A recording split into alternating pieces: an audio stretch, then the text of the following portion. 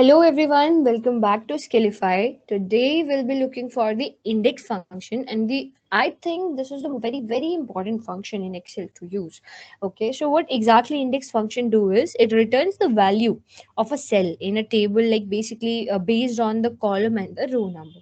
Okay, so now over here I have a data in which there's a serial number, the ID of the employees, name of the employees, age and their addresses. Now on the basis of name, I just want to find out their ID. So how can I just do that, right? So it work with the columns as well as with the row. So let me just show you how exactly it will work. So first, I've already applied the formula. Just understand it by the help of this. Then I'll show you how I can implement it. So double click to see the formula. Very first thing in the formula, it is asking for array. So in array you have to select the entire table. Okay, whatever, how many there is, like it doesn't matter how much, like how many number of columns you have, how many rows you have to select the entire table. So that is the array.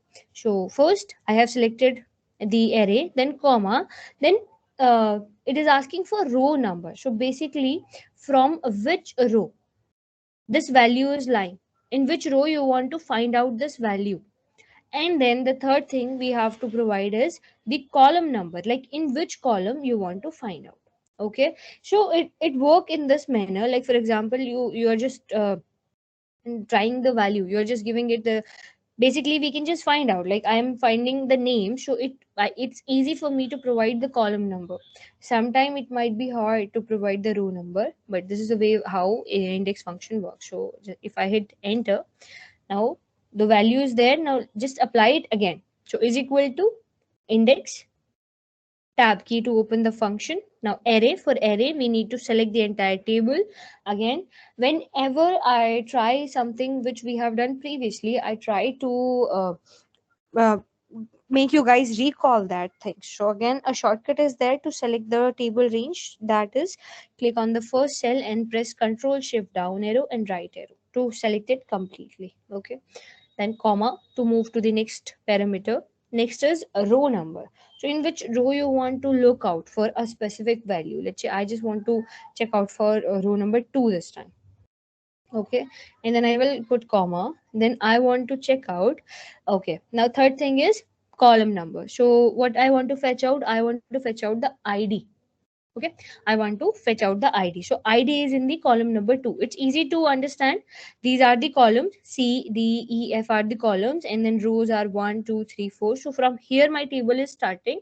So I'm going with the row number 2, and then I'm giving it the column number also as 2, and I will close the bracket. Now see, it will go in the like kind of cross check thing. So you'll see this is the row number 2.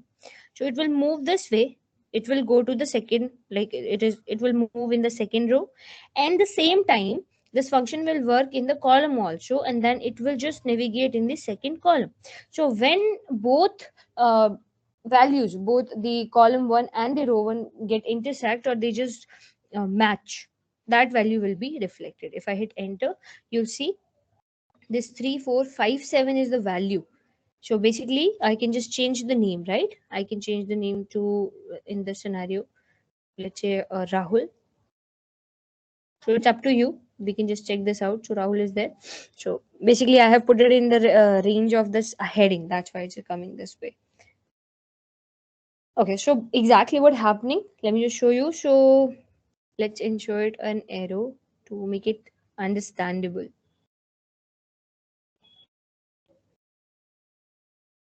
So first my value is working in the row, I have provided row, so it is moving this way, so it will reach to this value, it is moving.